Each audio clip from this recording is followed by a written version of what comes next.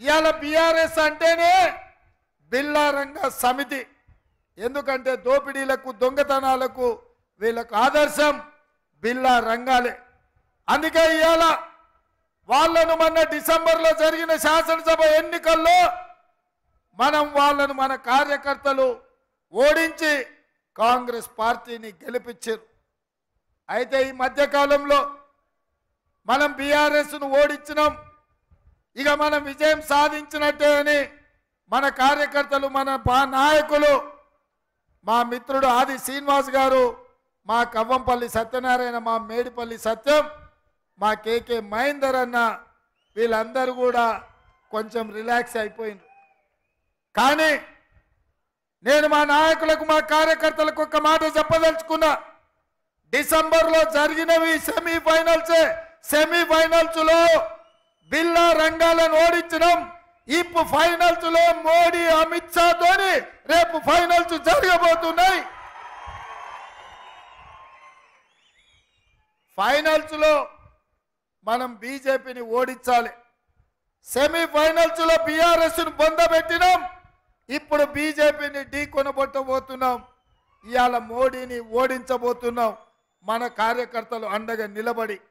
అందుకే మిత్రులారా, ఇవాళ మీరు ఆలోచన చేయండి. ఈ తెలంగాణ రాష్ట్రంలో జరుగుతున్న పరిణామాలు, తెలంగాణకు రావాల్సిన హక్కులు నిధులు ఇవాళ కేంద్ర ప్రభుత్వం నిర్లక్ష్యం చేసి నరేంద్ర మోడీ గారు మన తెలంగాణను అవమానించాడు. మన పార్లమెంటు బడ్జెట్ సమావేశాలలో తెలంగాణకు నిధులు ఇవ్వలేదని మేము అడిగితే ఆయన తెలంగాణ రాష్ట్ర ఏర్పాటు ప్రక్రియనే తప్పు పట్టిండు, తెలంగాణ రాష్ట్ర ఏర్పాటును అవమానించాడు.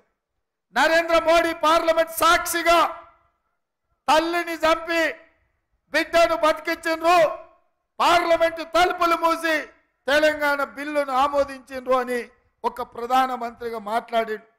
నేను అడుగుతున్నా భారతీయ జనతా పార్టీ నాయకులను, బండి సంజయ్ని, ధర్మపురి అరవిందును తెలంగాణ రాష్ట్ర ఏర్పాటు ప్రక్రియనే అవమానించి మనకు అన్యాయం చేసిన నరేంద్ర మోడీకి తెలంగాణ రాష్ట్రంలో ఓట్లు అడిగే హక్కు నైతికత ఉన్నదా అని నేను అడుగుతున్నా.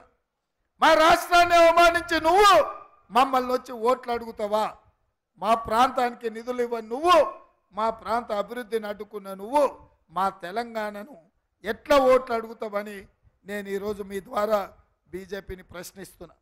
అందుకే మిత్రులారా, ఇవాళ ఆలోచన చేయండి. ఆయన ఉన్నాడు ఈడ సిరిసిల్లలో, ఆయన ప్రపంచంలో అన్నీ మాట్లాడతాడు. కోనసీమ నుంచి చిత్రసీమ వరకు ట్విట్టర్లో మాట్లాడతాడు, ట్విట్టర్ చిల్లు. మరి నేను అడుగుతున్న ఈ ట్విట్టర్ చిల్లును ఇవాళ ఎస్సీ ఎస్టీ బీసీ రిజర్వేషన్లను రద్దు చేయాలని, రాజ్యాంగాన్ని మార్చాలని నరేంద్ర మోడీ భారతీయ జనతా పార్టీ కుట్ర చేస్తుంటే ఈ ట్విట్టర్ చిల్లెందుకు ఇవాళ మోడీని ప్రశ్నిస్తలేడు? ఎందుకంటే రాజ్యాంగం రద్దు చేయాలన్న ఆలోచన ఇక్కడున్న కేసీఆర్దైనా అక్కడున్న నరేంద్ర మోడీదైనా ఒకే విధానం. 2022 ఫిబ్రవరిలోనే కల్వకుంట్ల చంద్రశేఖరరావు గారు రాజ్యాంగాన్ని మార్చాలి, సమూలంగా మార్చి కొత్త రాజ్యాంగాన్ని రాసుకోవాలని చంద్రశేఖరరావు గారే మాట్లాడారు. నేను ఇవాళ తెలంగాణ మేధావులను, కవులను, కళాకారులను ఇవాళ ఆలోచన చేయమని నేను అడుగుతున్నా. ఇవాళ 400 సీట్లు కావాలని, 400 సీట్లు ఇస్తే రాజ్యాంగాన్ని మారుస్తామని, ఎస్సీ ఎస్టీ బీసీ రిజర్వేషన్లు రద్దు చేస్తామని భారతీయ జనతా పార్టీ అంటుంది. ఇవాళ మా దళిత గిరిజన బలైన వర్గాల సోదరులను నేను అడుగుతున్నా.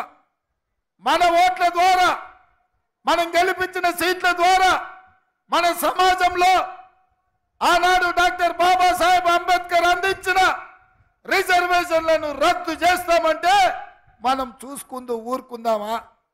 ఇది సమాజానికి మంచిదా అని నేను అడుగుతున్నా. అందుకే ఇవాళ రిజర్వేషన్ల రద్దు గురించి బీజేపీ మాట్లాడుతుంటే బీఆర్ఎస్ ఒక్క మాట కూడా మాట్లాడతలేదు. చంద్రశేఖరరావు నిన్న మొన్న బస్సు యాత్ర చేసిండు, కొడుకేమో కారు ఖరాబ్ అయింది అంటున్నాడు.